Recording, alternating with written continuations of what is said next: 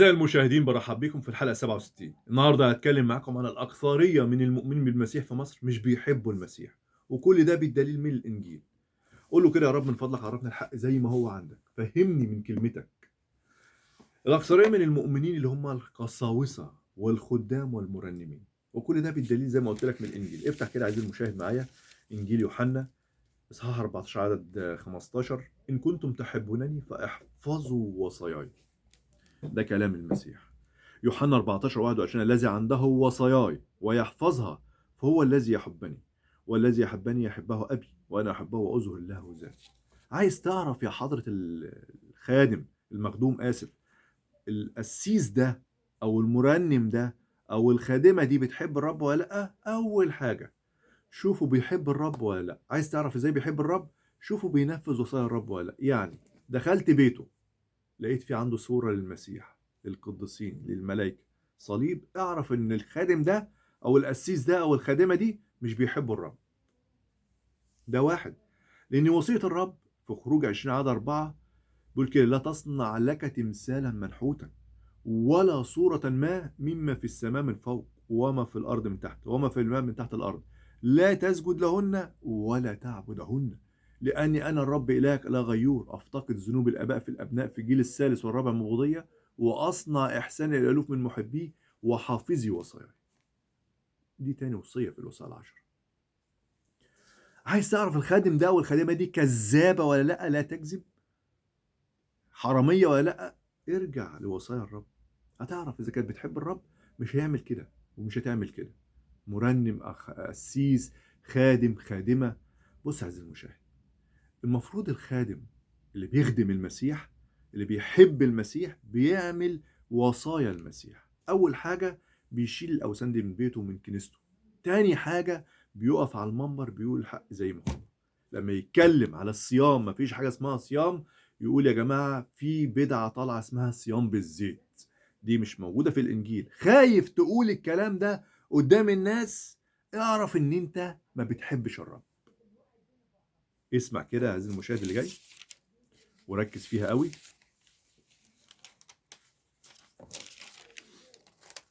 متى 10:37 من أحب أبا أو أما أكثر مني فلا يستحقني، من أحب ابنا أو ابن أكثر مني فلا يستحقني.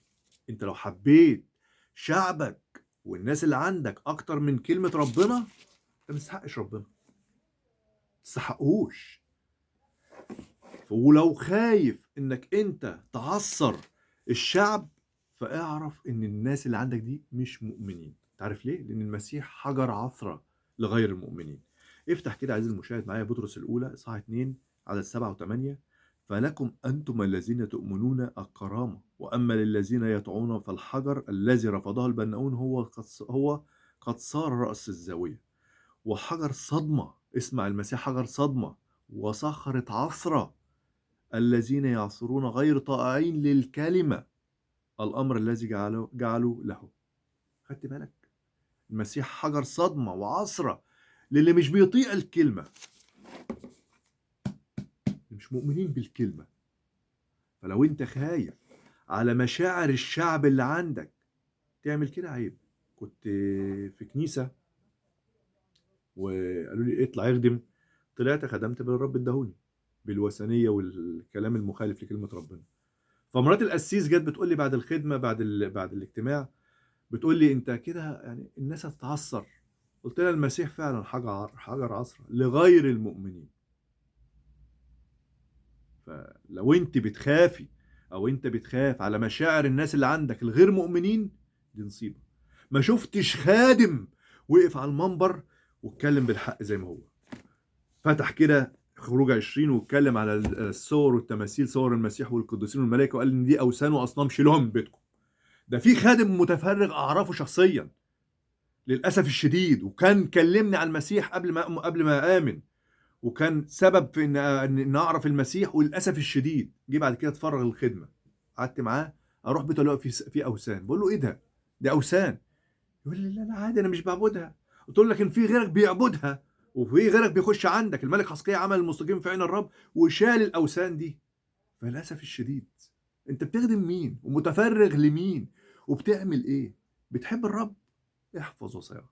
ما بتحبش الرب، سيب الخدمة وروح اشتغل في أي حاجة تانية. الحقل بتاع الرب ده لازم تخدم الرب بالكلمة، غير الكلمة ما ينفعش. كلمت برضه قسيس تاني في المنيا، قعدنا نحكي مع بعضنا، فقال لي في قسيس وقف على المنبر عندي وقال لهم ان مفيش شفاعة قديسين، والشفاعة بالقديسين بفلان وفلان، وجاب اسامي قديسين. فبيقول لي ايه، لقيت واحدة بصيت له كده، قلت له اه وبعدين؟ قال لي فانا طلعت لحقت الموقف بسرعة. قلت له عملت ايه يعني؟ قال يا جماعة يعني اتكلم الانجيل بس ايه بالايه ده؟ انا عايز افهم هو ايه اللي انتوا فيه ده يا جماعة؟ يعني ايه اللي انتوا فيه ده يا خدام؟ خايفين تخدموا؟ ما تخدموش يا جماعه وروحوا اشتغلوا بره وسيبوا الكنيسه كده، هو احسن. انتوا عارفين لو كنايس اتقفلت افضل من الغش والنفاق واللف والدوران اللي انتوا عاملينه في الكنايس دوت. بص يا عزيزي المشاهد، اسمع اللي جاي ده وركز فيه. لو انت خايف انك تطرد من الكنيسه وتسيب المكان وتروح مكان تاني عشان تقول الحق في الانجيل، لا اسمع. وكل من ترك بيوتا أو إخوة أو أخوات أو أبا أو أما أو امرأة أو أولاد أو حقولا من أجل اسمي يأخذ 100 ضعف ويرث الحياة الأبدية. حب الرب. مش قادر تحبه، عايز أقول لك مش قادر تحبه ونفسك إنك تحب الرب بس مش قادر تحبه، اعمل حاجة. قول له يا رب اسكب في قلبي حبك بالروح القدس، خليني أحبك وأنفذ وصاياك. الناس تيجي تقول لك يا حضرة القسيس يعني اللي انت بتقوله ده يعصر الناس ومش هيجي عندنا تاني. اللي ما يجيش ما يجيش. ما المسيح عمل كده، انت احسن من المسيح. في يوحنا 6 لما رجعوا من وراه كثيرين من تلاميذه، انت احسن منه. راح بص لل 12 قال لهم لو انتوا كمان عايزين تمشوا اتفضلوا. فراح رد بطرس قال له لمن نذهب وكلام الحياه الابديه عندك. انت احسن من رسول بولس في اعمال الرسل 17 لما دخل قال لهم الاله المجهول ده اهو عندي، وبدا يكلمهم في الحق وبدا يقول لهم على الاوثان اللي عندهم بوضوح. وفي قوم رجعوا من وراه. اللي يمشي يمشي، اللي عايز يجي يمشي في الحق في الانجيل مع الانجيل في الحقيقه يتفضل في النور. اللي عايز يمشي في الظلمه ما ينفعش. انت راح تجيبه للمسيح وراح تمشي معاه في الضلمه اللي هو عايش فيها. عزيزي المشاهد، حب الرب واطلب من الرب، قول له يا رب من فضلك اسكب حبك في قلب الروح القدس. اسمع كده الايه دي واحفظها. روميا 5:5 والرجاء لا يخزى لأن محبة الله قد انسكبت في قلوبنا بالروح القدس المعطي لنا. عايز تحب الرب؟ قول له يا رب من فضلك أنا عايز أحبك وأنفذ وصاياك. اسكب في قلبي حبك بالروح القدس. عايز تعرف أنت يا خادم أنت بتحب الرب ولا لأ؟ أول حاجة اعملها لما حد عندك كده يقول لك إيه أنا رايح دير، يروح دير يعبد أوثان وأصنام ويزني زنا روحي، فهمه الحق من الإنجيل. تعال روح معانا ودينا. أنا مش هروح. طب هنروح نتفسح؟ مفيش فسحة في الكلام ده. عايز تروح روح ملاهي، روح أي حتة تانية. يجي يقول لك انا صايم بالزيت، طب ربنا يقويك. انت كده محترم؟ انت كده للاسف الشديد فاسد، ما بتحبش الرب. اللي بيحب الرب انت صايم بالزيت. ايه صيام بالزيت ده؟ افتح له كنوز 2 وفهمها له. مفيش حاجه اسمها صيام بالزيت. افتح له اشعه 56 وفهمها له. الصيام الحقيقي هو فك الربط، انك تمشي ورا الرب تعمل الخير. فهمه الحق زي ما هو وقولها له بوضوح. انا شفت العذراء ظهرت وسقفت لها، قول له ما فيش حاجه اسمها ظهورات. وانت تعالى اتعلم الانجيل كده، افتح له الانجيل ووريها له، عرفه الحق. قول له على فكره الظهورات اللي بتظهر من العذراء دي ده شيطان. ما شفتش خادم واقف على المنبر بيقول الحقيقه زي ما هي من الانجيل. للاسف الشديد كله لف ودوران، كله شفرات. انت بتقول ايه؟ انت بترمي كده الكلام وهم بقى ايه يفهموا اللي يفهموه. يا عم خليك واضح. الحق الحق. انت مش احسن من المسيح، قلت لك المسيح قال الحق. ما همهوش، دخل الهيكل فتح وقرا وقال لهم قد تم هذا اليوم المكتوب اليوم. ما خافش. مسكوه كانوا عايزين يرموه من فوق الجبل. ما همهوش.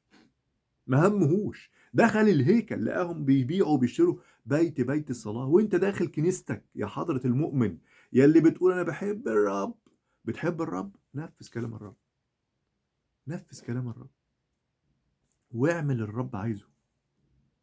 قول الحق زي ما هو من الانجيل. اتكلم على الصيام، مفيش حاجه اسمها صيام بالزيت. اتكلم على الظهورات، مفيش ظهورات. هيقعد معاك كام واحد في الكنيسه؟ 4. 4 هيبقوا مؤمنين حقيقيين. رضا.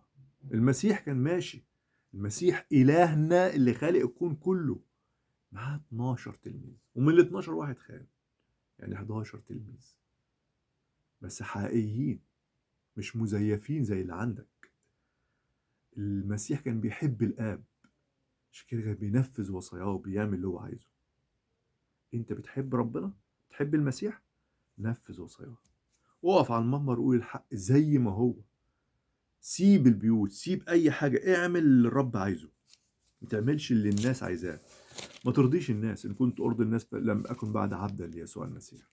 عزيزي المشاهد، توب واقعد قدام الرب وارجع للرب وقول الحق من الانجيل زي ما الرب ما قال لك، زي ما الرب ما مكتوب. خايف تقول، ما تتكلمش، ابعد بقى، تخدمش. ما ينفعش اخدم بالاتنين، ما ينفعش امسك هنا وهنا، ما ينفعش اصلا انا خايف لحسن دول يضيعوا، خايف لحسن. ما فيش الكلام ده. المسيح نور وحق، هتعرف تقول الحق زي ما هو، اتفضل. مش هتعرف تقول الحق، يبقى انت بتقول للمسيح انا احسن منك. يلي خليت التلاميذ رجعوا من وراك، انا احسن منك. يلي الناس كانت عايزه ترميك من فوق الجبل، يا بولس انا احسن، يا رب انت بعت بولس يخدم، انا يا رب احسن من بولس اللي راح قال الحقيقه للناس في اعمال رسل 17. يا رب انا احسن من بطرس اللي رفض كارنيليوس يسجد له، اعمال رسل 10. في ايه؟ للاسف الشديد الكنايس في مصر او المؤمنين في مصر اللي ما بيحبوش الرب خلوا منظر الرب وحش جدا. بقى فيه نفاق وغش وكذب ولف ودوران وخداع وفساد. قوموا بقى، قوموا وارجعوا للرب. قوموا قولوا يا رب اسكب في قلبنا حبك بالروح القدس. تعرف اول ما الرب يسكب في قلبك حب بالروح القدس هتنفذ وصاياه ومش هيهمك اي حد. عندي الرب وبس. عايز المشاهد، دي دعوة ليك. تعالى النهارده وقول له يا رب سامحني اني بهدلتك وعريتك وقليت بيك قدام الناس وكذبت. سامحني على حبي اللي كان قليل في قلبي ليك، كنت بقول انا بحبك. سامحني اني ما كنتش عارف اشوفك، لكن انت قلت كده الذي يحبني يحبه ابي وانا اظهر له ذاتي. واللي انت بتحبه تيجي انت والاب تعمل عنده مسكنا. مش كده انت بتقف في الكنيسه، انت فين يا رب؟ انت فين؟ فين؟ ما هو الرب مش هيظهر لك لانك انت ما بتحبوش. واللي مش بيحب الابن مش بيحب الاب، مش هيظهر له الابن ذاته. توبوا وارجعوا للرب. سلام.